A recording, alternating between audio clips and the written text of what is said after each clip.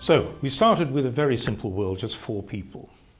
We're now going to notch it up a bit. Instead of 4 people, there are going to be 12 people, because alongside this little world, the valley with the 4 farmers, productive, unproductive, weak, strong, we've got another valley just there, same structure, and another valley just here. So there's our world, the 3 valleys all next to each other, and in between, and still the 4x4 world. And now we're going to introduce one assumption about technology.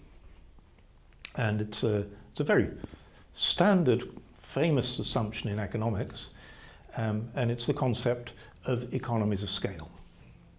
Usually in econ, you wouldn't get scale economies in 101, you'd get scale economies by econ 102 or 103, and it would be in the world of production. What scale economies means in the world of production is if we double all the inputs, we more than double the output. Well, we're not going to do scale economies in production, we're going to do it in violence. But it's going to be the same concept.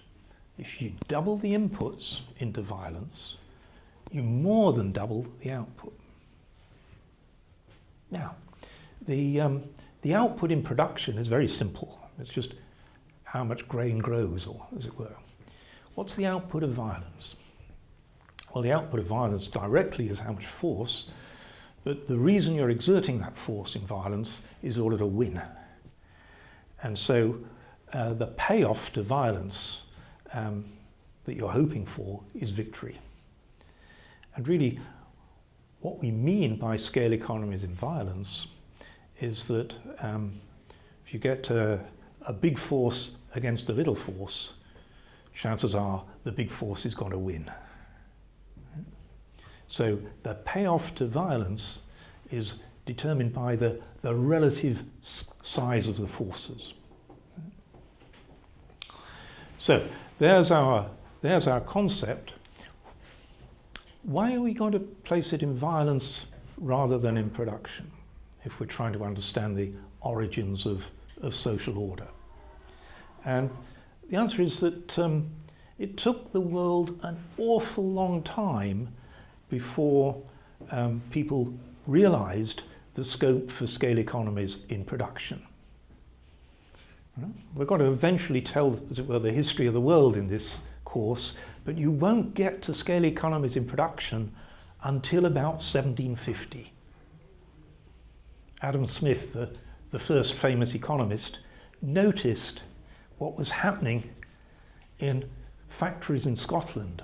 That was the first real experience in the world of bringing people together to harness the benefits of scale economies in production.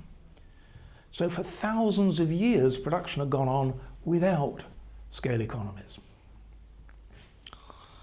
How about scale economies in violence? The big defeats the small.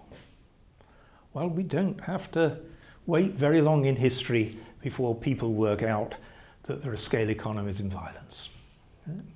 The very earliest histories, ancient histories, prehistories that we can find are stories of armies. And what are armies?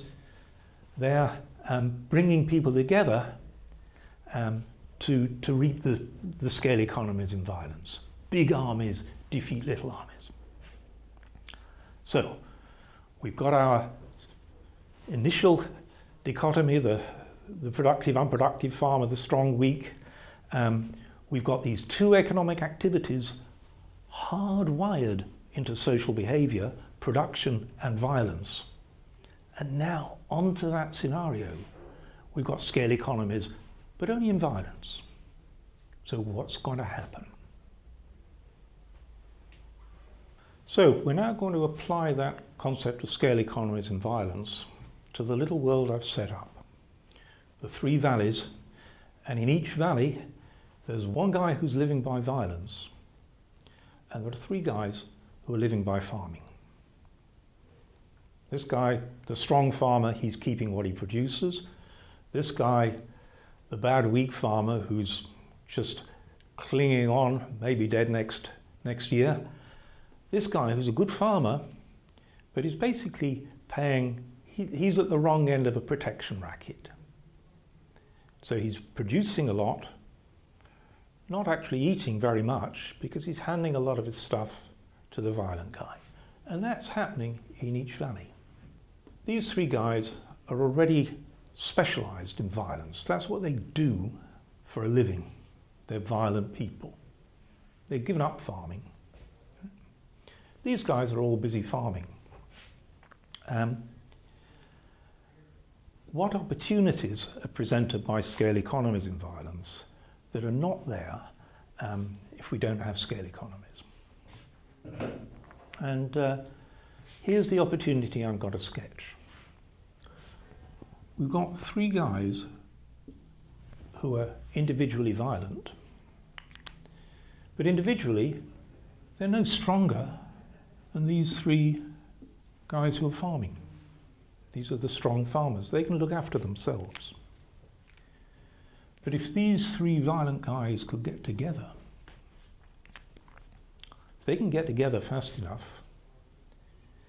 then, and they go to this farmer here and say, pay up or else. Now maybe this guy can run off to these guys and say, help. And he tries, but this guy's not actually being threatened, nor is this guy.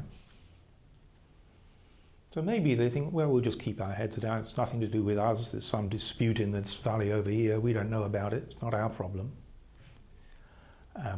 Doubtless, this guy will say, I'm just helping my friend who's been really messed up by this crook here.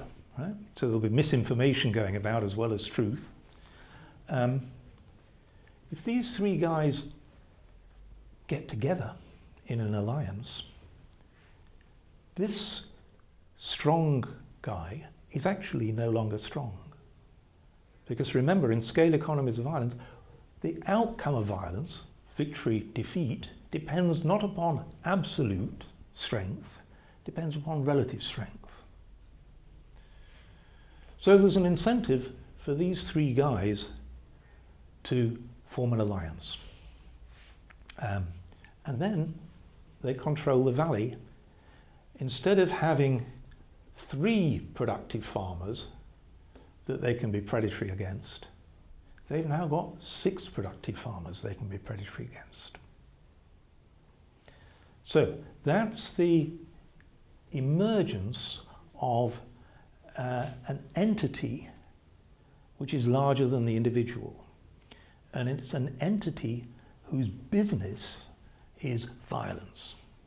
These three guys are the thugs, united in generating scale economies and violence.